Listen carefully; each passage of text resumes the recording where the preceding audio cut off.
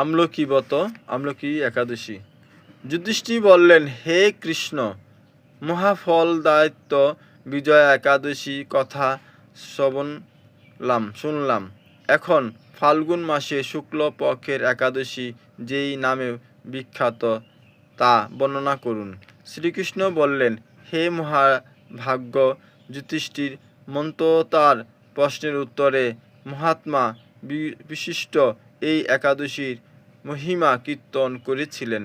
আপনার কাছে এখন আমি সেই কথা বলছি।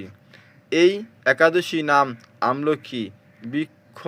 বিষ্ণুলোক প্রদানকারী রূপে এই একাদশী বিশেষভাবে মহিমান্বিত। একাদশীর দিনে আমলকি বৃক্ষের তলে রাত্রি জাগরণ করিলে সহস্র গাভী দান ফল লাভ হয়। হে পুরন্দর, পূর্বে বৃক্ষের রাত্রিতে দিনান্ত পালন উপস্থিত হলে স্থাবর জঙ্গম সহ দেবতা, অসুর ও রাক্ষস সবকিছুর বিনাশ হয়। তখন ভগবান সেই কারণেই সমুদ্রের অবস্থান করেন। তার